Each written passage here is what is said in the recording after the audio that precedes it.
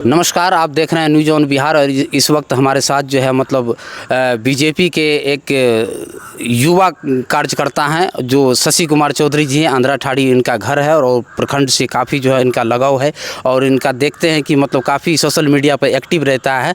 और एक फ़िलहाल जो है मतलब अभी कुछ ही दिन पहले जो है मतलब तेजस्वी यादव ने एक माई बहन मान्य योजना जो चलाया है, उन्होंने जो एक वादा किया है कि मेरी सरकार अगर बन जाती है तो हमने माई बहन योजना के तहत जो है प्रत्येक महिला को 2500 रुपया जो है प्रत्येक माह देंगे।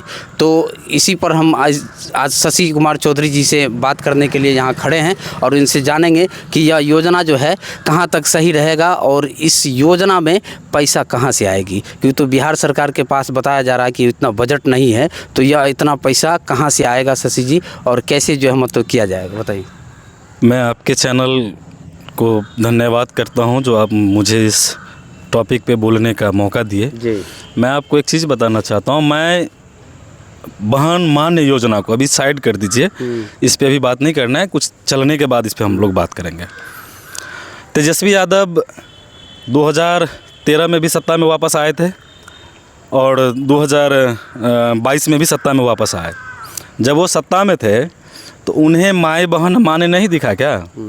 जब वो सरकार में डिप्टी सीएम थे, उप मुख्यमंत्री थे, तो उनको उसी टाइम इस तरह का योजना लाना चाहिए था जो हमारे बिहार के जो गरीब माए बहन हैं उनको इसका बेनिफिट मिलता। अभी जो स्थिति बन रहा है ये सिर्फ बरगलाने के लिए है और कुछ नहीं है। ये सोच रहे हैं कि हम लोगों को बरगला के, जिस तरह से 1990 से लेकर 2005 तक इन्होंने शासन किया था, लोगों को बरगला के, लोगों को यूज़ करके, वो सोचते हैं कि लोगों को हम झूठा प्रलोभन देंगे और झूठा प्रलोभन दे करके 2025 में सरकार बनाने की कोशिश करेंगे। लेकिन ये बिहार है, लालू यादव के आक्रांत से लोग पूरा परेशान हो चुका था, इसीलिए परिवर्तन हुआ। नीतीश कुमार जी आए, नीतीश कुमार जी ने बिहार का भलाई के अलावा और कुछ नहीं किए। आज जो कुछ भी दिख रहा है, चाहे माए हो चाहे बहन हो, आज सुरक्षित है तो नीतीश कुमार के हाथों में सुरक्षित है। जब लालू प्रसाद यादव की राज थी उस टाइम तो सिर्फ माँ बहन के साथ बलात्कार होती थी, उनके साथ बलात्कार करके मार दिया जाता था, जला दिया जाता था।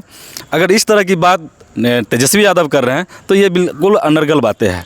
उनका कहना है कि हम 5 लाख लोगों का जो है मतलब रोज़गार दिया 17 महीनों में, और जो है मतलब अभी जो आप कह रहे हैं कि योजना लाया गया है उस योजना के तहत जो अभी जो मतलब लोगों को बरगलाने की काम किया जा रहा है, तो उनका दावा है कि हम 17 महीने में 5 लाख लोगों को जॉब दिए हैं। देखिए, ये रोड मैप हम उस टाइम सरकार में भी थे। हमारे जो यहाँ के स्थानीय विधायक हैं, राजनगर विधानसभा के माननीय विधायक डॉक्टर रामप्रीत पासवान जी उस टाइम सरकार में मंत्री थे। किसी न किसी कारण बस ये सरकार टूट गया, तो सरकार टूट जाने के बाद नीतीश कुमार जी इनके साथ सरकार बनाया। ये रोड मैप 2020 में ही तैयार हो गया था, जो एनडीए के साथ तैयार हुआ था।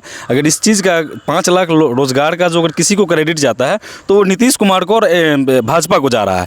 ये जो ले रहे हैं तो ये बस ये दिखाने के लिए ले रहे हैं। ठीक है, रोड मैप उस टाइम बना, सारा सिस्टम उस टाइम बना, बहाली ज़रूर 2022 में कुछ हुई, फिर सरकार 2023 में सरकार टूट गई, उसके बाद देख लीजिए फिर से बहाली हुई। तो अगर ये सब जो क्रेडिट ले रहे हैं कि हमने किया तो ये गलत बात है। इसका रोड मैप 2020 में ही तैयार हो गया था कि इतने लोगों को रोज़गार देना है। और इतना ही नहीं, एनडीए सरकार नीतीश कुमार के मुख्यमंत्री काल में, आगे 2025 में भी बनेंगे मुख्यमंत्री और अभी वर्तमान में मुख्यमंत्री हैं, उनका एक खाका और तैयार है कि अब 9 लाख लोगों को और रोज़गार देना है, जो 2000 चुनाव से पहले, जिसमें कि 5 लाख लोगों को मिल गया, 4 लाख लोगों को और रोज़गार मिलना है। तो ये झूठा क्रेडिट ले रहे हैं। सारा का सारा क्रेडिट अगर किसी को जाता है तो डबल इंजन सरकार को जाता है, नरेंद्र मोदी जी को जाता है, नीतीश कुमार जी को जाता है। नहीं, यहाँ पर कुछ बात आई है। देखिए, आपका जो है यहाँ पर स्थानीय राजनगर में भी और केंद्र में भी और राज्य में भी आपका सत्ता है, और यहाँ आप देख रहे हैं कि स्वास्थ्य व्यवस्था का काफ़ी लचर व्यवस्था है। एक विद्यालय जो है मतलब ठट्टी थरवाई में जो है काफ़ी दिनों से बंद पड़ा हुआ है, उस पर जो है मतलब क्या आपका विधायक एमपी एमएलए को नज़र नहीं जाता? जो करोड़ों रुपया खर्च हो गया उस जो है मतलब बिल्डिंग में, लेकिन वो पूर्णतः जो है मतलब भूत बंगला बन के जो है मतलब रह गया। और आप जो है मतलब फिर अभी चुनाव आया है तो काफ़ी वादा दावा कर रहे हैं, कहीं ना कहीं दिख रहा है कि मतलब आप जो हैं जो काम किए हैं वो पुनः जो है मतलब बिना संचालित हुए वो योजना ध्वस्त हो गया। निश्चित रूप से ये जो मैं देख रहा हूँ ठट्टी में एक उच्च विद्यालय बन के तैयार है। नज़दीक में स्कूल रहने के कारण क्योंकि पहले बहुत ज़्यादा बच्चा नहीं था, जो भी बच्चा था अंधरा ठाडी, उसी ठठरी तरुआई में भी स्कूल है, अंधरा ठाडी में भी स्कूल है, तो सारे बच्चा का एडमिशन यहाँ था और लोग का चॉइस भी था कि हम अंधरा ठाडी में जाके पढ़ेंगे। और यही कारण था कि मान लीजिए नज़दीक में स्कूल होने के कारण अगर उसमें एडमिशन होगा तो निश्चित रूप से वहाँ बच्चे पढ़ेंगे। लेकिन नज़दीक में अच्छे स्कूल हैं, वहाँ बना लोगों के सुविधा के लिए ही स्कूल बना। लोगों को वहाँ पर तकरीबन 250 से 300 बच्चे का जो है नामांकन है, लेकिन उस विद्यालय के नाम पे नामांकन है, उस विद्यालय के नाम पे परीक्षा होती है, लेकिन उस विद्यालय में जो है मतलब बच्चा नहीं आकर दूसरे विद्यालय में शिफ्ट है और उस विद्यालय को खंडर बना दिया गया। निश्चित रूप से हम आपको एक बात बताना चाहते हैं। इससे पहले हम जिस गाँव से आते हैं, जिस पंचायत से आते हैं, वहाँ भी एक प्राथमिक विद्यालय था जो एक दलान में संचालित हो रहा था। सरकार का निर्देश था कि मतलब बच्चे लोगों को ज़्यादा दूर नहीं जाना पड़े, तो वहाँ संचालित हो रहा था। हम लोग ने देखा, शायद हमने भी पढ़ा होगा या अगर शायद हमने नहीं पढ़ा उस स्कूल में, हमारे घर के बच्चे लोग भी पढ़े। लेकिन बाद में वो स्कूल शिफ्ट होकर के आ गया जो हमारे अंधरा ठाडी दक्षिण पंचायत में एक पोखड़े के ऊपर पोखड़ी महार के ऊपर स्कूल बना हुआ है जो ठाडी दक्षिण में पड़ता है। तो सारे बच्चे एडमिशन वहाँ था और यहाँ संचालित होने लगा। मतलब यहाँ संचालित पहले से था, वो बच्चे को यहाँ ट्रांसफ़र कर दिया गया वहाँ स्कूल बंद करके, और यहाँ बच्चे पढ़ रहे हैं। तो उसी तरह जब वहाँ नया कंस्ट्रक्शन बना है तो बच्चे जितना हमारे अंधरा ठाडी के इर्द गिर्द स्कूल है तो बच्चे का पहला चॉइस रहता है कि हम अंधरा ठाडी में जाके पढ़े। लेकिन अब मान लीजिए अब स्कूल समय से भी सीमित सीट हो गया है। निश्चित रूप में जिस जगह पे जिस पंचायत में ये जो स्कूल बनी है, अब बच्चे लोग, अब मान लीजिए अंधरा ठाडी अगर हाउसफुल हो जाएगा तो निश्चित रूप से उस स्कूल में बच्चे का नामांकन होगा और उस स्कूल में शिक्षा को पढ़ाई को जो है सो कंटिन्यू रखा जाएगा।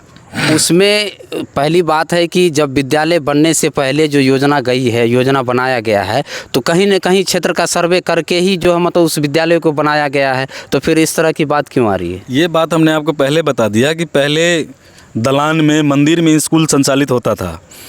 वहाँ भी इस तरह का होगा। वहाँ मान लीजिए सरकार को नज़रों में आया, सर्वे हुआ तो पता चला यहाँ स्कूल होना ज़रूरी है। लेकिन सबसे बड़ी बात हो जाती है, हम तो बोले कि हमारे ही गांव में एक दलान पे स्कूल संचालित हो रहा था, वहाँ काफ़ी दिन तक स्कूल चला भी। बाद में वो स्कूल शिफ्ट कर गया इसमें अंधरा राजकीय मध्य विद्यालय अंधरा ठाडी दक्षिण पंचायत में, तो सारे बच्चे लोग यहाँ आ गए। अब स्कूल वहाँ बना है तो निश्चित रूप से बच्चे लोग का वहाँ पे जो है सो पढ़ाई लिखाई होगा। अब इस विषय पे ज़्यादा बात करना उचित नहीं होगा मेरे हिसाब से। मान लीजिए जो भी है जनता के सुख और सुविधा के लिए ये स्कूल बना हुआ है। नहीं, तो आप कह रहे हैं कि इस पर बात करना जायज़ नहीं होगा, ठीक नहीं होगा। आप सत्ता में हैं और आपका नया विद्यालय, नया भवन बन के एक भूत बंगला में जो है तब्दील हो गया और आप कह रहे हैं कि उस पर चर्चा नहीं करना चाहिए। नहीं, निश्चित रूप से देखिए, भूत बंगला बन के नहीं, अच्छा कंडीशन में है वो विद्यालय, हमने भी देखा है। वहाँ जरूर है कि 2 साल पहले बन के तैयार हुआ, अभी तक उसमें पढ़ाई 2014 में वो अभी नहीं 2014 में नींव रखा गया था, 2 साल पहले उसको हैंड ओवर किया गया है जो मुझे जानकारी है। ठीक, तो ये खेत का मतलब पूरा चौड़ वाला जगह पे वो बनाया भी था, तो लोगों का चॉइस भी होता है कि हम इस स्कूल में पढ़े, इस स्कूल में पढ़े। जब स्कूल की तरफ से अगर मान लीजिए कोटा सीमित कर दिया जाए कि नहीं अब इस स्कूल में इतने बच्चे के बाद एडमिशन नहीं होगा, तो निश्चित रूप से उस स्कूल में नामांकन होगा और वहाँ पढ़ाई होगा। कीजिए और लाइक कीजिए और कमेंट जरूर कीजिएगा कि शशि